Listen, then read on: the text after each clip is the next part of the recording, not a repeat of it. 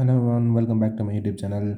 This is lecture number 14 of set theory. In the last lecture, we started about Venn diagrams and we covered it till like how do you represent Venn diagrams, how do you represent disjoint sets in Venn diagrams. Okay, so today we are going to start a topic where we'll learn that how to represent a subset in Venn diagrams. Okay, so let's start it. So for the subset case, if it's given that A is a subset of B, then we all know that I've explained it already that if A is a subset of B, then A intersection B is going to be A and A union B is going to be B. As you all know this, I've explained it to you in the previous lectures. I don't remember which lecture number, but yeah, I've explained it to you. And I hope that you're revising daily. So yeah, so if A is a subset of B, then how do you represent it? So first, you need to draw a universal set.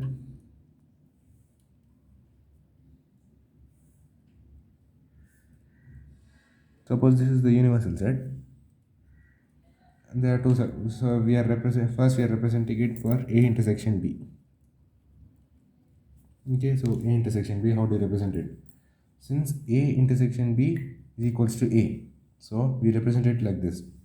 The big circle, since A is a subset of B, the bigger circle one, the bigger circle will be B, and the smaller circle will be A. And since this is A intersection B, so A intersection B means A is A intersection B, we are getting answer as A. So A is common, so we need to shade the total set A. Okay, so the same we do it with A union B. How to do A union B? A union B, universal set, and then A is a subset of B. Subset we represent it like this. Like if A is a subset of B, so we represent the superset with the bigger circle and subset with a smaller circle. Okay, so this is A and this is A and this is B.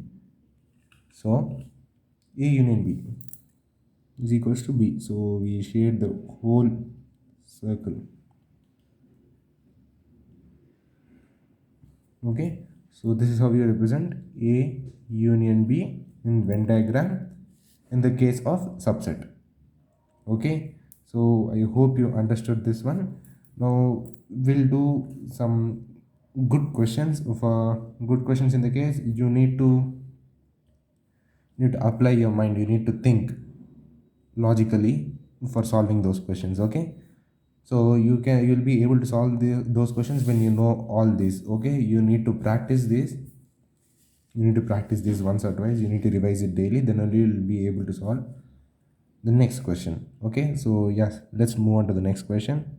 Okay, so this is the question. This is a very good question. Okay, so verify following statements using Venn diagram. Okay, so we need to verify these following statements whether it's true or false using Venn diagrams. Okay, so yeah, let's solve the first one. First example, like first point. So yeah, what is LHS here? LHS is A union B complement. LHS is equals to A union B complement. Okay, so how do you represent A union B complement in Venn diagram? The universal set,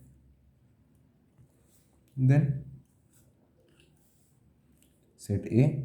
Remember, A is not a subset of B. There is no condition given in the question. There is no statement mentioned in the question that A is a subset of B or B is a subset of A. So we solve like this only.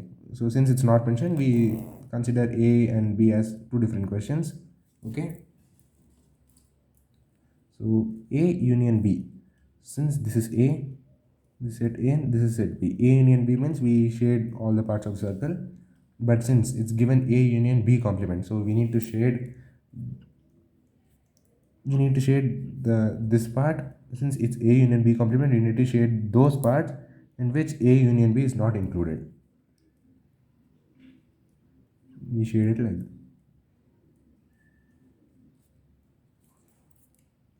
Okay, so this is A union B complement. Okay, so what about RHS, the right hand? What is written on the right hand side? A union B complement is written on the left hand side, and A intersection B, A complement intersection B complement is written on the right hand side. Okay, so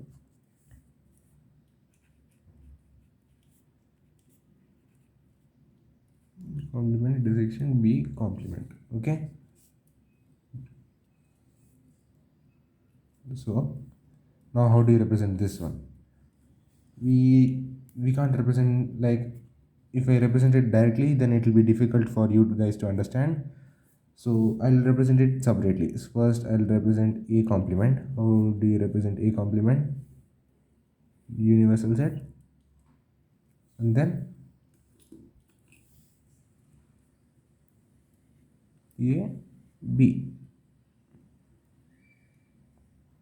A and B. Okay, so it's A and B. So A complement means you need to shade all the parts except for A.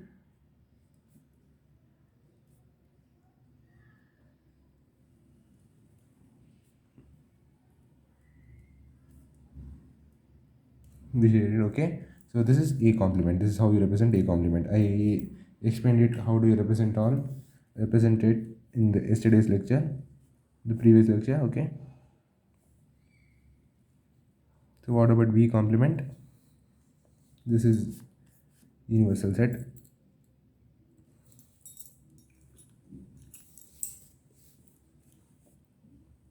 Set A and set B. Set B is here and set A. So B complement means you need to shade all the parts except for B.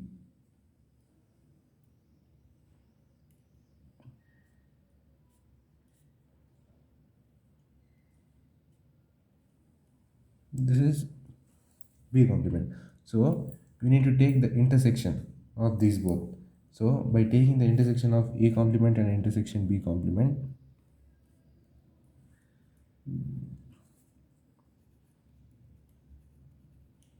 A complement intersection B complement, what do you get it as?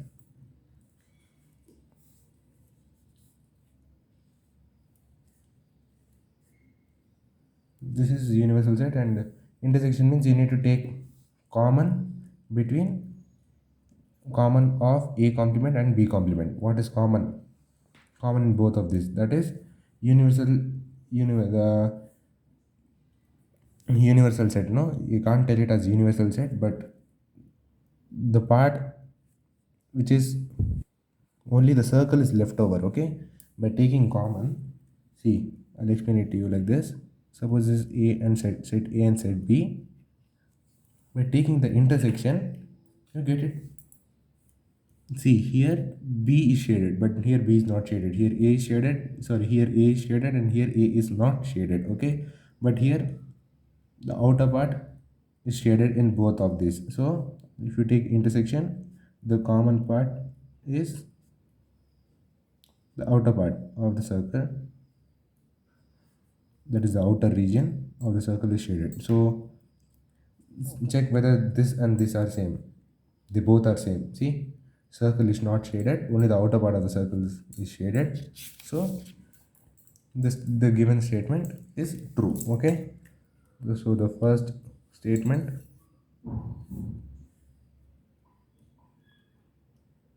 is true. Okay, so yeah, now let's move on to the next example. Sorry. So now moving on to the second part, second point. What is written in here in second point? That is, let's write the LHS first. A intersection B complement, and here A complement union B complement. Okay, so if we write A intersection B complement, we need to shade all the we need to shade everything except for the common part of A and B. That's what it means, right? uh, A intersection B complement. If it's like A intersection B, we will shade the parts which is common between A and B. If it's A intersection B complement, we shade all the parts excluding the common part of B. Okay, so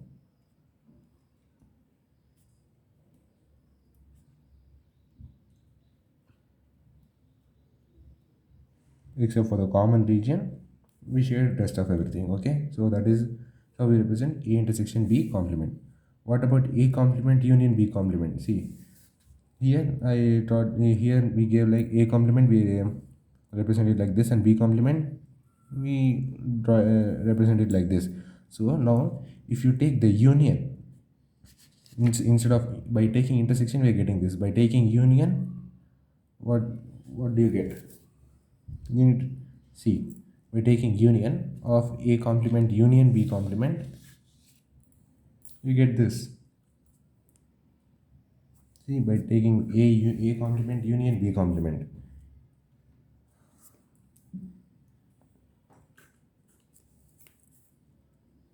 the universal set.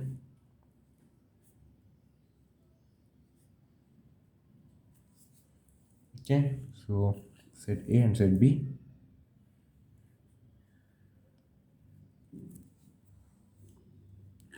A complement means, see, this is set A and this is set B. Okay,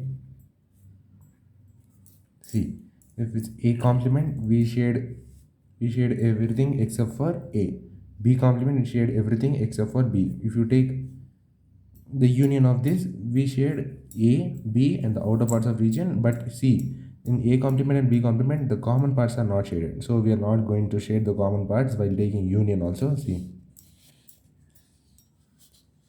so A complement. Wait, I can teach you like this. I'll A complement. First shade A complement. Okay. So we shade everything except for A.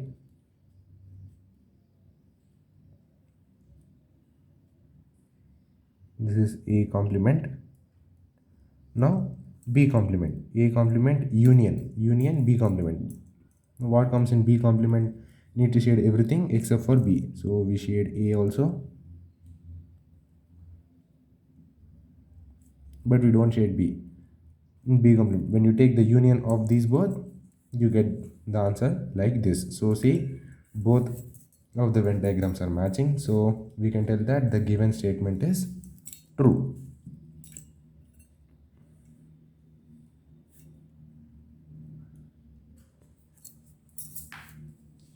Okay, so moving on to the last point, third point.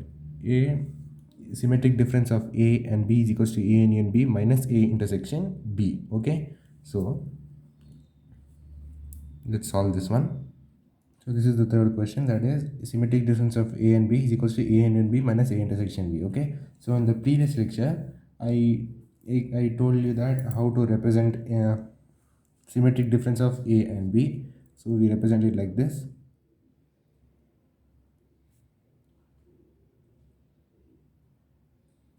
I have the notes of last lecture also. Wait, I'll show you.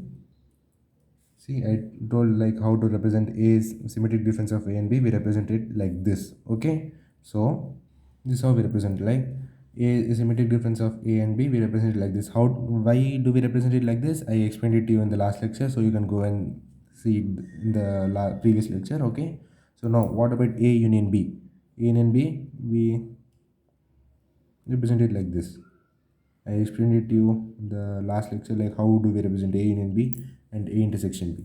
See, A intersection B, we represent it like this. So now A union B minus A intersection B. So what is A union B minus A intersection B? You need to A union B minus A intersection B. So just consider it like A minus B. So what you do is, right, you remove the common parts of both A and B from A. You think this one as A and this one as B. Okay, set A and this one as set B. Okay, so A minus B means you need to remove the common parts of A and B from set A. So now I'll explain it to you in this language. So this is A union B minus A intersection B means that you need to remove the common parts of A union B and A intersection B from A union B. Okay, so by doing that, we get it.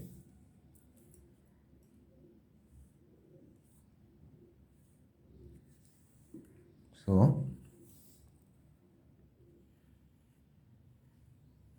this is A set A and set B.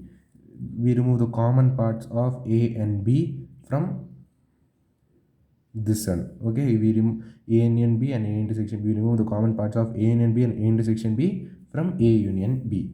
So by doing that, we get the answer as, since we remove the common part, the answer as this. See, this one and this one are same. So this is also true.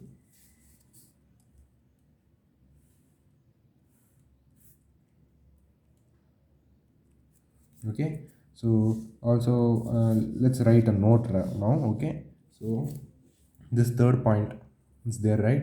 This is also called as the De Morgan's law.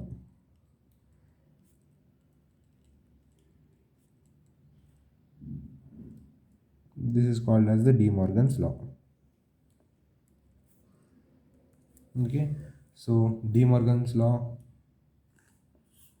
states that A union B complement is equals to A complement intersection B complement, and A intersection B complement is equals to A complement union B complement. Okay, so this is what the De Morgan's law states, that see A union B complement is A complement intersection B complement, and A intersection B complement is equals to A complement union B complement. Okay, so this, sorry, it doesn't De Morgan's law is not third point, it's actually second point. See, sorry, my bad, that A intersection B complement is equals to A complement union B complement. So this is what the De Morgan's law states. Okay, so I hope you understood all the concepts which I taught you today. So if you understood, then please do like the video, share it with your friends, and please do subscribe to my YouTube channel. So I hope you like this video. Thank you so much for watching.